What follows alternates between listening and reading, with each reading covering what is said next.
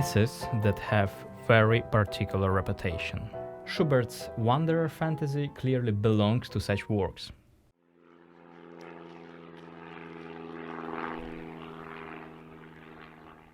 There's a well-known anecdote described in the Edmund Duncan's book about Schubert. The story is very short and very amusing, although I won't swear that it is 100% true. So Schubert was playing this composition to an audience of friends. The first part of the piece had been successfully tackled, and the middle portion expressively played. The player also survived part 3. Then, with the impetuous finale, came disaster. He played it all at full speed, with ever-increasing energy.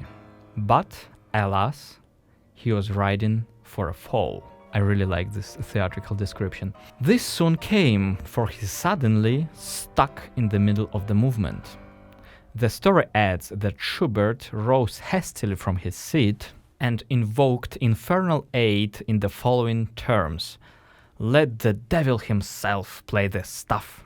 But there's still a lot of things we may do to increase efficiency and to struggle less. So in this video I will share with you my tips how to reduce tension and how to learn difficult spots by using this piece as an example. The most important thing to consider while playing something like that is that when you play something loud, it doesn't mean that everything should be loud. For example, the very beginning, we have 2 accents there, and those 2 chords should be marked. But all others we may play just lighter. For example, instead of, as I was actually doing like 7 years ago, as you can see from the comparison video I'm going to publish with this tutorial, but actually it's much better to play just.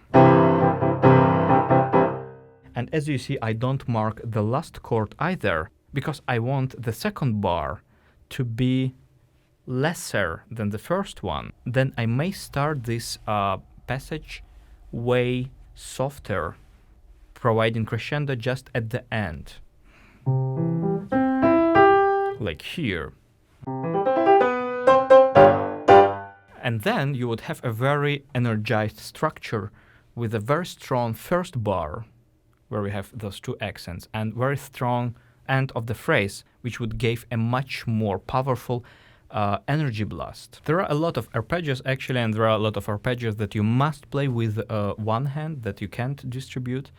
And a very important thing that I apply whenever I can, I'm not connecting hand positions in arpeggios. I release the last note of the position a bit earlier and relax my hand while moving to the next position. So for example here,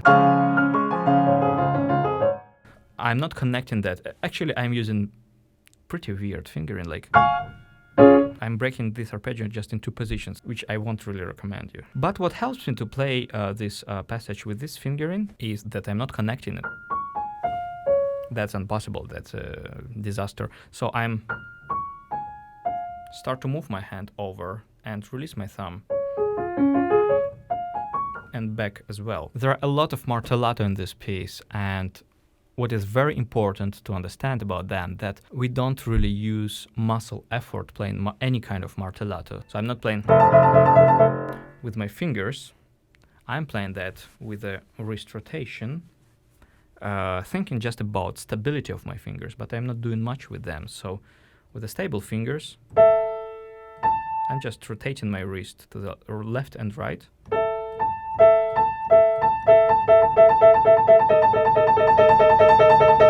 And you can increase the volume when you have crescendo, not using more strength, but just hitting the keys slightly faster. In the beginning, when it's piano, I press keys rather gently.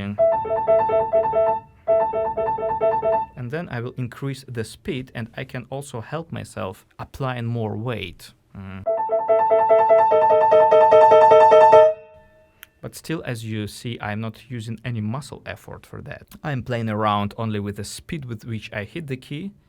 Either this is a slow speed or fast speed, and with the weight of my hand and arm. In the martellato, in the second part, when I play in this way that I showed you, I feel that there's a certain speed limit when using my wrist and when playing without any tension. Without any tension, using just wrist rotation, that would be my speed limit. So if I want to raise the speed, I need to apply some muscle effort. But then I ask myself, is it really necessary?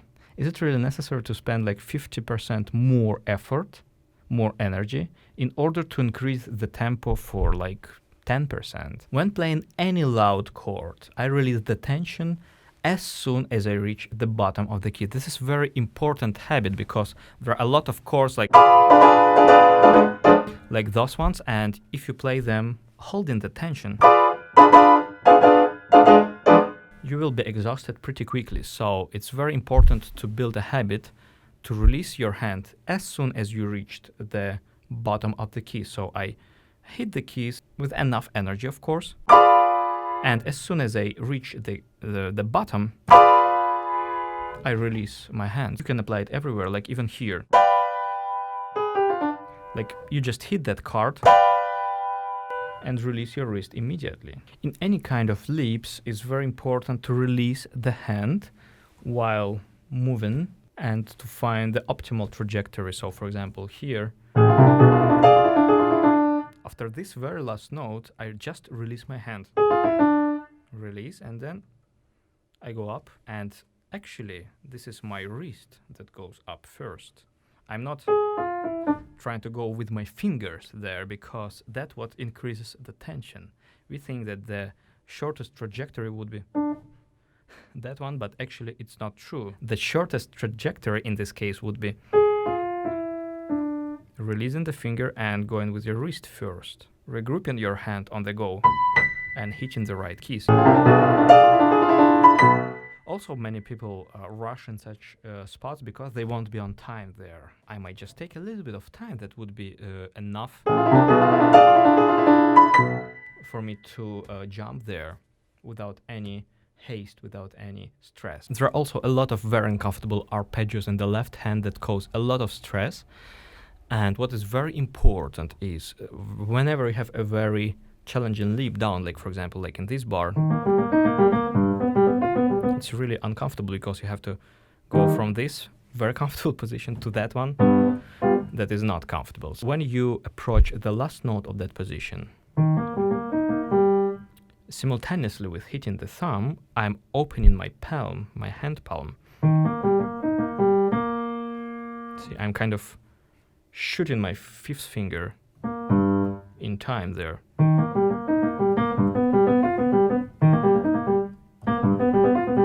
So it's even useful to practice like starting from the last 16th in the bar and then like that. And of course, it's very important to release your wrist and also use it efficiently. I can go slightly up here and then go slightly down.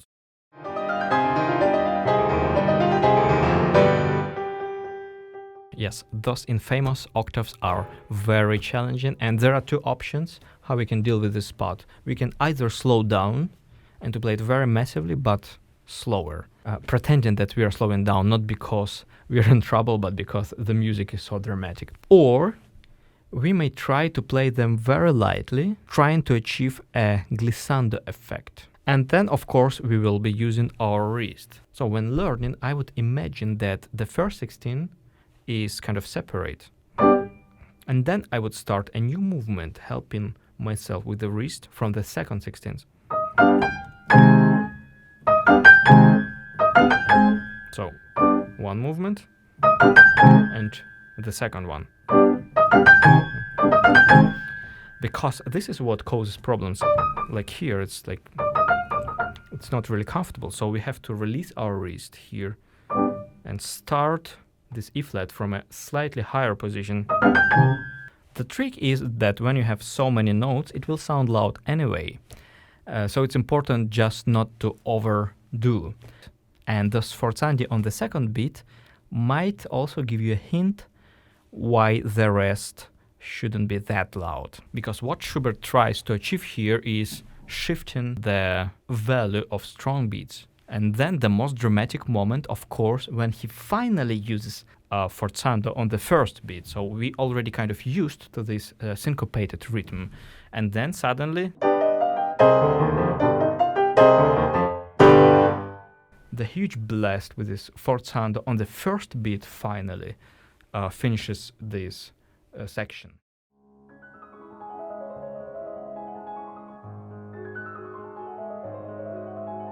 This right hand is quite tricky because it should be very subtle, very soft, but still very clear, yes. And it's very important not to overwork with your fingers actually, but rather just transferring the weight from finger to finger.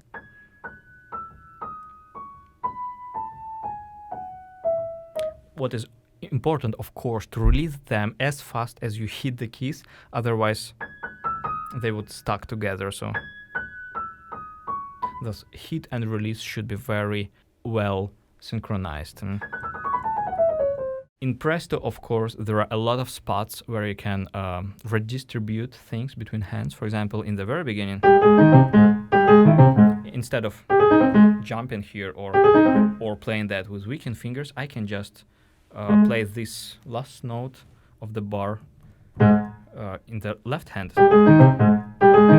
What is important here overall is release your fingers instead of lifting them up. So I really try to control that I properly release fingers, that I don't really hold any tension in them, especially in those ones that are already done. I would never practice like that because holding them and lifting them high takes enormous quantity of energy that you can avoid, because when I release my finger, just release. The key is powerful enough to go up when the finger is released properly. In this bar, it's very important to play those two short chords on one movement. So my wrist does one movement and my finger kind of ricochets.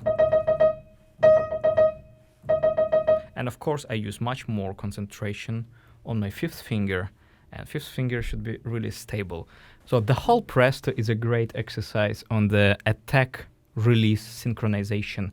The trick here is to be able to release fingers as fast as you press them.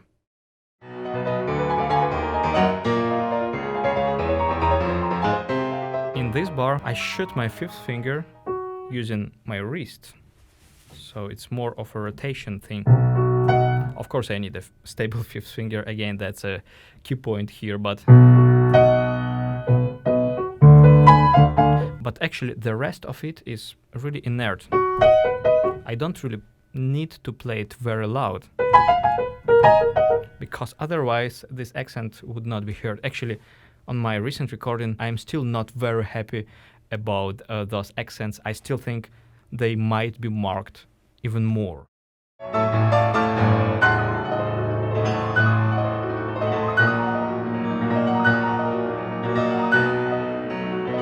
Some hand distributions help tremendously. Since I'm using the pedal, I'm going to leave that bass,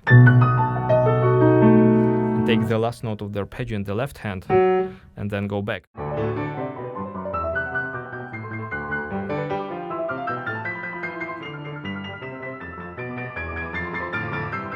And in this last sprint, I stay in piano as long as possible, way longer than Schubert writes actually. The trick is that since each phrase is higher, you get an impression of crescendo, of some development anyway, even if you stay in the same dynamic. And this very last page, of course, as any other martellati in this piece, should be learned with tension control and rotation of the wrist. So I rotate my wrist between left and right, like left, right, left, right. Please like, share this video, and have fun playing piano.